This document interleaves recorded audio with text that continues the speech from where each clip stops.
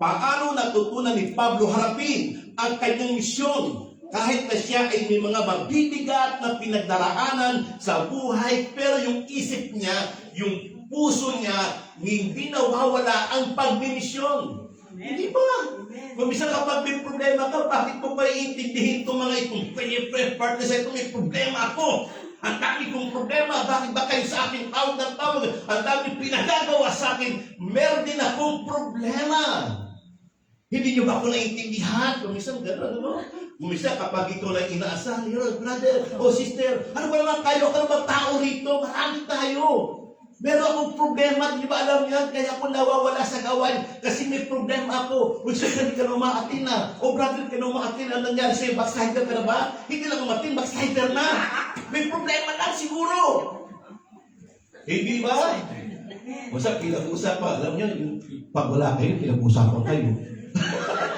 Hindi ko na sigurado. Bakit kaya wala si sister? Bakit kaya wala si ano? Bakit wala? Hindi ba? Mag-start na yan ngayon.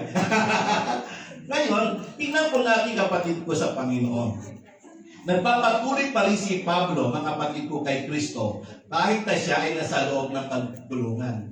Instead na siya yung palakasin, siya pa yung nagpapalakas sa mga taong nadidiscourage nang mawala si Pablo. Siyempre, ang kalakasan nila, ang sinasandalan nila si Pablo, nawala. Ano mangyayari sa atin kapag nawala yung leader? Wala na.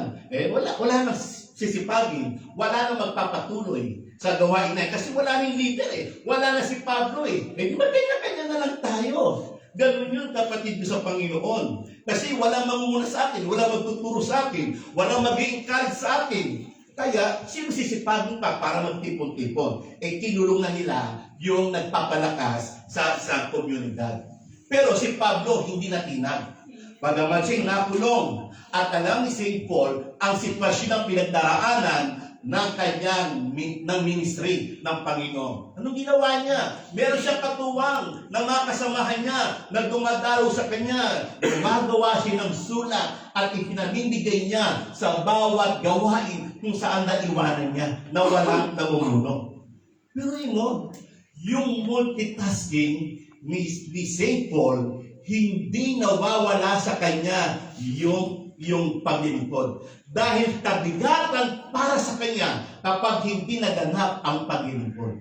Kayo, hindi man nararamdaman yan? Parang meron kayong burden kapag hindi nyo nagawa ang isang bagay. Amen. Di ba? Dapat burden yun mag-enjoy muna tayo. May problema ako, mag-enjoy muna ako, tsaka muna mali, no? Kapag may problema ka, lalo na dumadagdag ang problema, once na pinabayaan mo ang isang bagay na dapat mong gampanan. Hindi ba? Kasi meron tayong accountability once na tayo ay naging isang anak ng Diyos. Ang isipan ng iba, kapag anak ka na ng Panginoon, anak ka ng Diyos, may blessing ka na.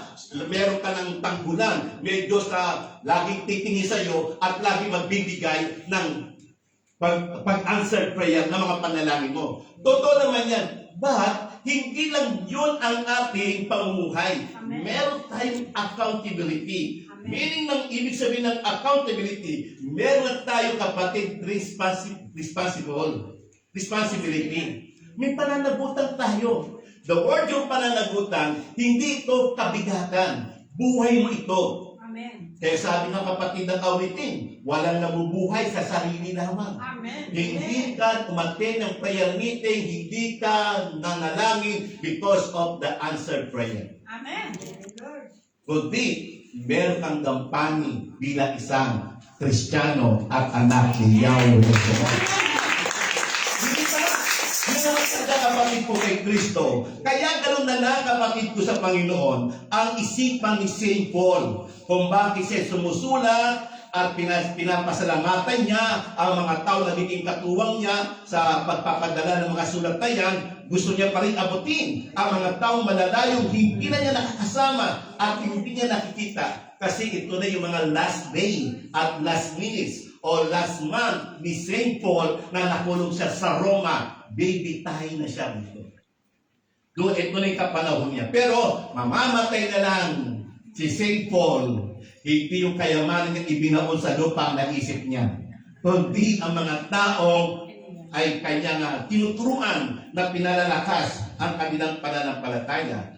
Kaya, sa paglilingkod natin sa ating Panginoong kapatid ko, tulad ni St. Paul, kahit na siya iginapos, na kahit na siya nakakulong, itinuon pa rin niya buong buhay niya ang paglilingkod sa Diyos sa pamamagitan ng pagsusulat sa loob ng bilangguan. Amen. Sa loob ng bilangguan, marami siyang natutunan sa buhay. Amen. Biruin mo yan. Hindi natatapos ang pag-aaral. Hindi natatapos ang paglago. Kahit may problema ka, lalago ka. Kahit may pagsubok ka, lalago ka. Nakulong na si St. Paul, lumalago pa rin sa pananampalataya. Kulong man ang kanyang pisikal na katawan, malaya ang kanyang gampan kumilos sa pamamagitan ng kanyang pananampalataya sa Panginoon kay Yahweh.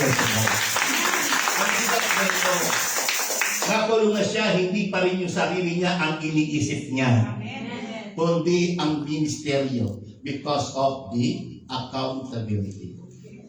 Pananagutan ko ito, lahat tayo. Kaya hindi tayo dapat mag-relax. Hanggat nakilord tayo, wala tayong dapat ikatakot. Isa lang ang dapat natin gagawin. I-priority natin ang Diyos sa ating buhay at doon tayo sa pamamagitan.